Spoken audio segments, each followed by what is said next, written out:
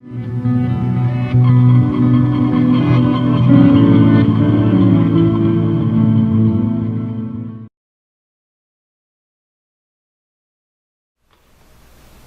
was singing that, and I thought, I have to read the word. And I felt God say to me, well, you're holding a gold mine in your hand. And today God is taking out special nuggets of gold anytime you read it. So we're reading from Luke chapter 8, verses 40 to 46. And for those that would like to read it along with me, it's on page 1025, starting at verse 46. We'll hear what God had to say. Now when Jesus returned, a crowd welcomed him, but they were all expecting him. Then a man named Jairus, a ruler of the synagogue, came and fell at Jesus' feet, and he was pleading with him to come to his house, because his only daughter, a girl of about 12, was dying. As Jesus was on his way, the crowds almost crushed him, and a woman was there who had been subject to bleeding for 12 years. But no one could heal her. She came up behind him, and she touched the hem of his cloak, and immediately her bleeding stopped.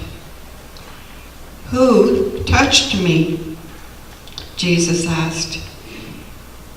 When they all denied it, Peter said, "Master, the people are crowding and pressing against you." But Jesus said, "Someone touched me. I know that power has gone from me." Then the woman, seeing that she could not go unnoticed, came trembling, and she fell at his feet in the presence of all the people. And she told why she had touched him and how she had been instantly healed. Then he said to her, "Daughter, your faith has healed you. Go in peace." While Jesus was still speaking, someone came from the house of Jairus, the synagogue's ruler. "Your daughter is dead," he said. "Don't bother the teacher anymore."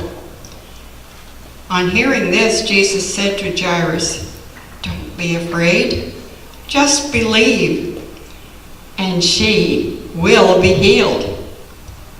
When he arrived at the house of Jairus, he did not let anyone go in with him except Peter, John, and James, and the child's father and mother.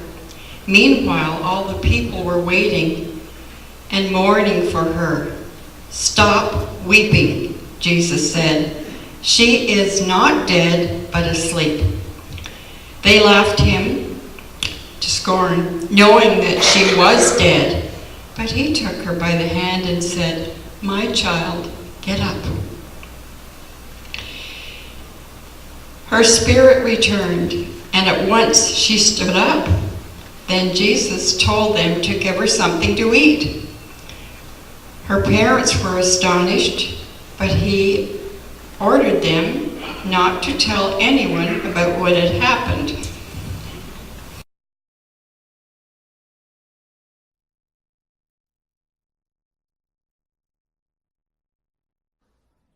I was planning to speak on Peter's life,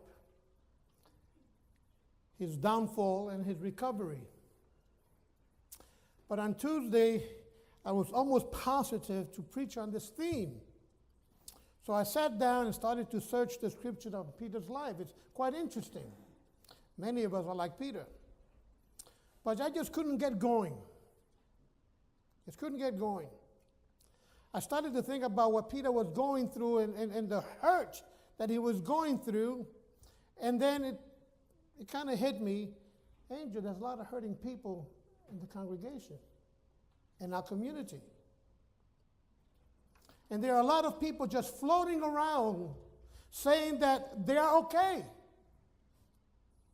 Okay, but underneath the smiles, the laughter, and the "I'm doing just fine" is a huge amount of hurt.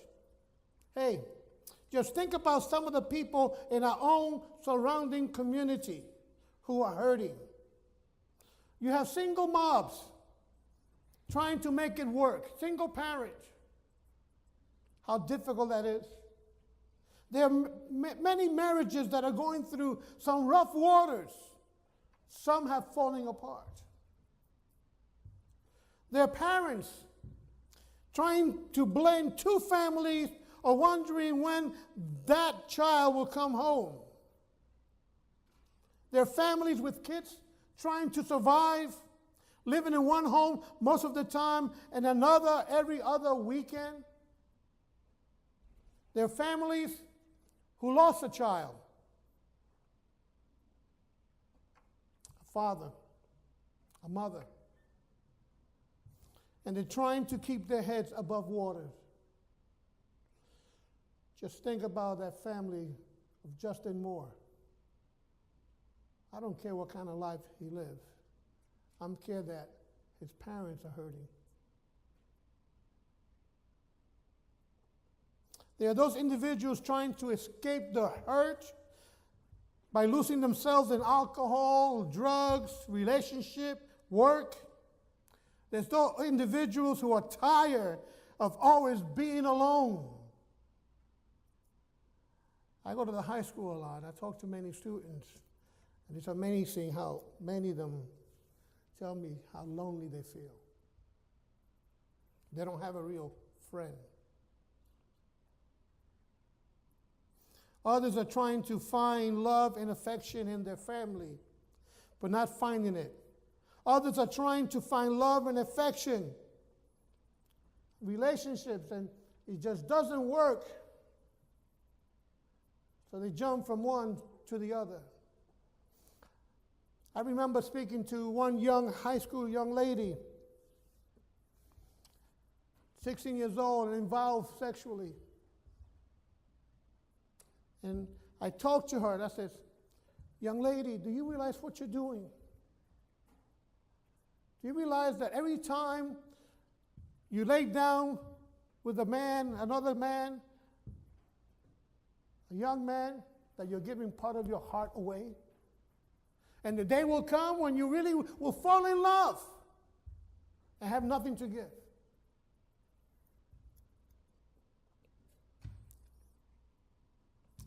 Let's not forget those brothers and sisters battling cancer. Tony, Harold, Dave Ryan, Wayne Pops, Georgina, Sarah Gainsler from Calvary, just like Dave Ryan from Calvary. The other day I was talking on the same subject to Kate Ryan. And I said, "You know, Kate, it rains on the just and the unjust. But it seems at times that it rains more on the just than the unjust. But the good news is this, that God heals. God heals life's hurts, but God heals. His ways are not our ways. His thoughts are not our thoughts." Listen carefully. God is interested in your pain. And I know this because God is interested in your pain, as David Elvery gives us the point. This was not the way God planted it. He didn't plant it that way. He created the Garden of Eden, utopia, without needless pain or hurt or suffering. I mean, just imagine a place without anxiety, fear, or depression. And yet we nerve. You know, if Adam dropped a stone on his toes, he's going to go, "Oh!" It's going to hurt.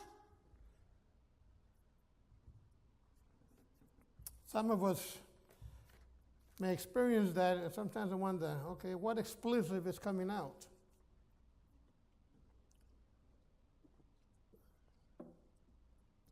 God didn't create a world where there was needless pain. And there will be, where there was death, where there was disease, or the needful work. My friends, we need to remember that heaven will be just like the Garden of Eden. Revelations 21. Look, the home of God is now among his people. He will live with them, and they will be his people. God himself will be with them. He will remove all their sorrows. And there will be no more death, no more sorrow or crying or pain. For the old world and its evils are gone forever. And listen, the one sitting on the throne says, look, I'm making all things new. And then he said to me, write this down, for what I tell you is trustworthy and true. Yes, we do have pain and suffering. We do. Now, for a short time. And there's hope that we won't have that in the future, in the new heaven, the new earth. But doesn't necessarily help deal with your pain now, does it? And I'm being a realist. Follow me. I also know that God is interested in your pain because the Bible says that God cares again and again and again. Exodus, the Lord says, I have indeed seen the misery of my people in Egypt, and in here too, and in this community. I have heard them crying out loud because of the slave drivers, and I am concerned about their suffering. So I have come down to rescue them from the land of the Egyptians and to bring them out of the land into a good, spacious land, a land flowing with milk. I love honey. I just love it when you put a bit of butter in it, then you put some peanut butter on top of that, and then you pour the honey. I think when I go home after this, I'm going to get me a slice of that. God is interested in your pain because Jesus was concerned about people's pain and suffering. Listen, that is why he came. He came to bring good news to the poor, to proclaim freedom for the prisoners, to give sight back to the blind, to release the oppressed. Again and again, we see Jesus ministering to people who are downtrodden, exploited. Seen a program last night about Haiti and how many children are kidnapped to be used in trafficking of kids. Imagine the pain. Kids who are people who are rejected, lonely, desperate, and hurting. And some had emotional pain. Others had physical pain. And Jesus was concerned about them. Let's not forget that. So we go into these two examples, Jairus and the woman with issue of blood. First of all, Jesus is returning to the town of Capernaum. A large crowd was waiting for him there. That Luke tells us that they almost crushed him. Right in the middle of the crowd was a man named Jairus, the ruler of the local synagogue. He's responsible for administration, maintenance, and worship supervision. He was a respected man, a religious man. Many people will have looked up to him, but he was hurting. Listen carefully. Hurt and pain does not respect position. The rich and the poor, people hurt. Listen, Jairus and his whole family were hurting because their daughter was sick and dying. She was about the age of 12. Just imagine what that family was facing.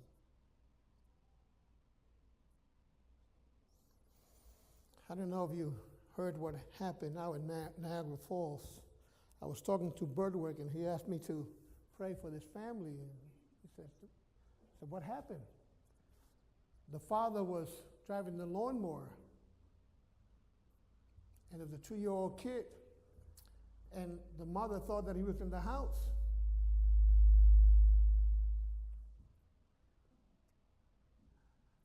And the father did not know. So he put it in reverse.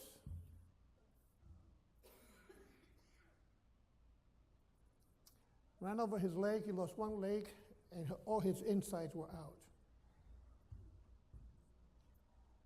Imagine. I can't. I cannot imagine that. I just can't. What that Christian family is going through.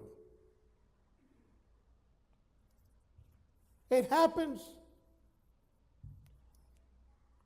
It's hard.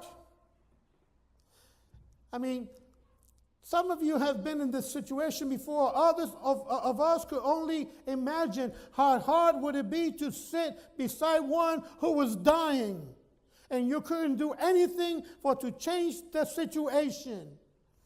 My heart went out when I went to pray for Dave Ryan. He was there laying. And I know in my life 3 times I experienced and I saw a miracle happen. God used me in a miracle where someone was healed, where someone was dying. Where doctors said that there's no life, where a mother said her son is dying right now. And God used me and they were touched and they were healed. But that's 3 times in 40 years. And I was saying, oh God, can this be one? Can this be one?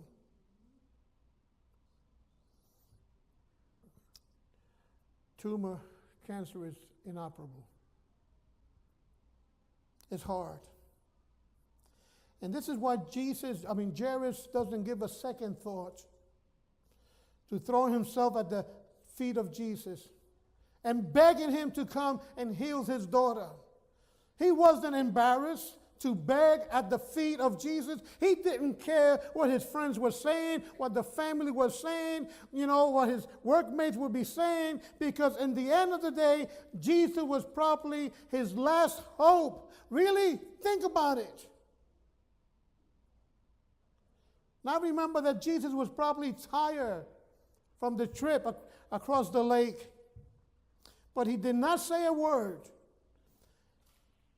but started walking towards Jairus' house. The crowd was getting bigger because they wanted to see another miracle. Think about it. There was jostling and pushing and bumping and probably more pushing. Have you ever found yourself in the middle of a large crowd surrounded by people? Large crowd surrounded by people. Don't judge me. I'm about to tell you. A few years ago, I heard that Carlos Santana was coming to Ottawa to the music festival. And I've been following him since I was a kid.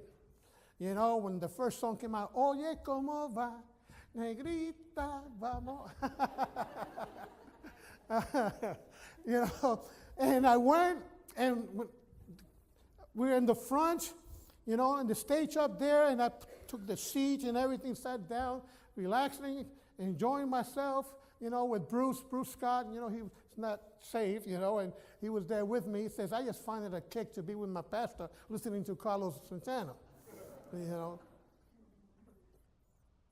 And then they told us to fold the chairs because there's more people coming. And there was one big crowd. And then it hit me. Because of the medication that I got for the Hep C, one of the side effects is anxiety. And it hit me, and I looked at the crowd, and I was panicking. I said, Bruce, get me out of here now. Get me out of here now. That's the kind of crowd that was there. People pushing back and forth, bumping back and forth. I'm glad you didn't judge me. So the crowd was probably slowing down the progress. But then Jesus stopped. Why? What was wrong? Hey, Jesus, this is not the time to stop. This family's waiting for us. And he asked this strange question, who touched me? Who touched me? Hey, Jesus, the answer's simple. About 100 people touched you the last hour. But Jesus persisted. There was someone who deliberately touched him. And I know that power has gone out from me, said Jesus. Listen, Jesus was right. Because Luke fills in the gaps. And that crowd, along with Jairus, was another person who was hurting and needed a healing and hope in her life. And there was a woman who had bleeding for 12 years. Imagine the embarrassment, the limitations, the anxiety, the fear that she was going through. She was considered unclean and not able to participate in the temple rituals or be intimate with her husband. Mark Gospel tells us that she had spent all she had on trying to fix the problem, but nothing worked. Now follow me. If anyone even touched her, they too would be considered unclean and be forced to go through a cleansing rituals before being allowed to worship again. She was also socially isolated from other people in society, including her husband. And spiritually, she was cut off from the temple, not allowed to go and worship. Embarrassed, rejected, isolated, ostracized. And at the end of her rope, she was hurting really bad. By the way, what do you think is going through Jairus' mind at this moment? Follow me. Haven't you ever felt that way? When you've been praying and then you see God working things out, then all of a sudden it stops and you feel abandoned, you feel alone, you say, wait a minute, God, you started over here, what happened? And you get frustrated, you even get angry at times. It's not fair.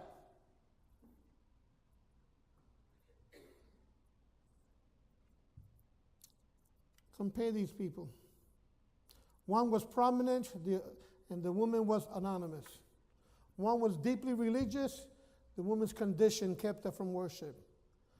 Jairus' his need was public. Her need was deeply private. But Jesus was there for both and was willing to heal their hurts. This lady took a major risk, and she reached out and touched Jesus. Remember, she was considered unclean, but somehow, in the midst of all those people, she was protected because in the pushing and the jostling of the crowd, she found a way to touch Jesus. They were focused on seeing another miracle. Meanwhile, one was taking place right in the midst of them. She touched the hem of his garments, the tassels, and that's a whole different message. And instantly she was healed. My opinion, she thought no one was aware of the episode and definitely did not want to stop Jesus from dealing with a more serious situation than hers. But Jesus did know and stopped. And I wonder how many of us approach God the same way that this lady did. We don't think he'd be interested in our minor things. We don't think that we are important enough to bother God with our problems. The story shows that God is concerned of all our problems, all, even our minor hurts.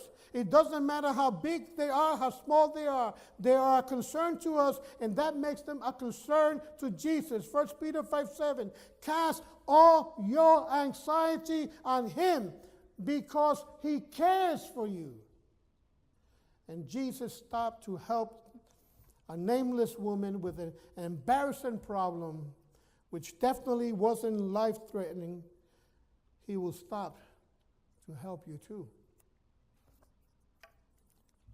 I'm taking my time in this message because it's so important. I'm going to be praying for some people, anoint some people this morning. We're not finished yet. So he stopped and he asked, who touched him? Who touched me? And the woman, realizing that she had been noticed, she came forward, trembling. Remember, the community knew who she was. What was Jesus going to say? Would he reprimand her? Would he reverse the healing? No. Jesus speaks with compassion and love. Aren't you glad about that? He calls her daughter. But why did Jesus expose her?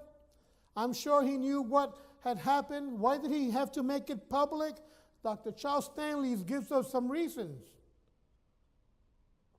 Number one, he wanted to establish a relationship, not just perform a nameless act. Jesus doesn't just want to heal you, he wants to be your friend. What is more important for us is that we get to know Jesus as our friend. That's more important than healing.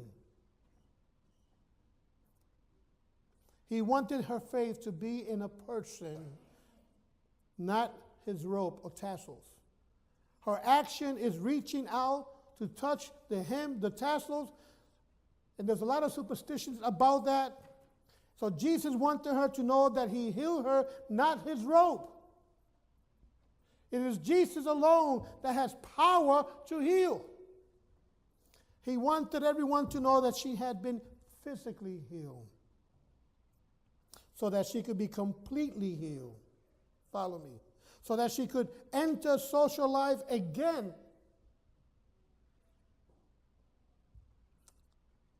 So people could celebrate with her. Jesus wants us also to be completely healed. Healed physically, emotional, and the spiritual hurts that we have in our life that we're carrying. So the woman left healed. She was hurt. No more. People from the house of Jairus came and told him, your daughter is dead. I mean, no manners, no courtesy here. Your daughter is dead. Don't bother the teacher anymore. Wow. What a crushing blow. Think for a second. How do you think he's feeling? Questions come up. You know, if he didn't stop for that woman, my daughter would be healed. Why did that lady get in the way? How often do we give up on God? Often, I would suggest. We think that our situation is too desperate, too far gone, even for God to do anything about it. As I pray for Dave Ryan, I said, Lord, he's in a bad condition, but even now, you still could raise him. Who are we to put limitations on God?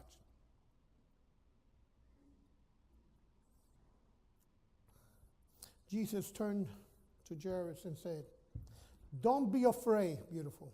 Just believe me, and she will be healed.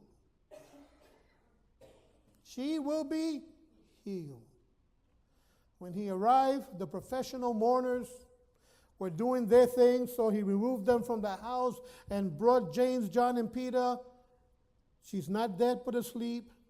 And these words indicate that what seems like death to us is just sleep to Jesus. What seems like an incredible mountain to us is no problem for Jesus. Can someone please give me an amen?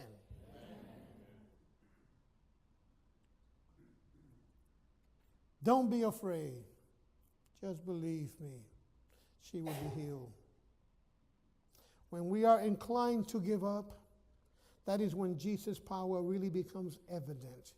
We must never give up on God, no matter how bad the situation that may be, and that includes saving, praying, and for the salvation of your children or your spouse. Don't give up. We need to keep trusting Jesus even through the disasters of life. And though Jairus' situation got temporarily worse, Jesus made good come from that because Jairus trusted him. And when we are in tough times, we need to trust Jesus. Things may not get better immediately, but stick with God. Never give up. And he will see you through the dark tunnel and out of the other side. And Jesus raised this daughter of Zion and immediately ordered food for her. Jesus is so concerned about her practical needs that he kept the crowd away so she couldn't be frightened. And he made plans to satisfy her hunger. Jesus, likewise, is interested in the everyday, ordinary needs that you and I have. Nothing is too big or too small for Jesus to be worried about. Amen. Listen carefully. When we read these stories, we should not, follow me, this is important. When we read these stories, we should not think that if we simply trust, no one close to us will ever die or get sick. That is not the point of these stories. Jairus' daughter did die eventually. The woman he healed probably got sick again. Until Jesus comes again, death, pain, suffering on this earth will continue. And unfortunately, our Bible says it will get worse and worse the closer we get to Jesus' coming. These two stories do show us that Jesus does care for us. And he is interested in helping us in the situation that we're in, the hurt and the pain. And sometimes we will see miracles happen and good things come from suffering. But other times, we will not see anything that we think is good. But that doesn't mean that God is not there helping us through it. God can and does bring good out of horrible situations. That's its present hope. But we also have a future hope. The day is coming. The day is coming. If you believe it or not, that's not the point. It's coming. When he will come through the clouds. He promised, he says, I go and prepare a place for you. I have a mansion over the hilltop. If you want to have a little cabin, that's your business. But I want to have a mansion because hymn writer says, I have a mansion just over the hilltop. Another beautiful hymn. Are you hurting? Are you in pain? I want to take the time. You are going to come anoint you with oil. Quickly, anoint you with oil, and then I'm going to pray for you.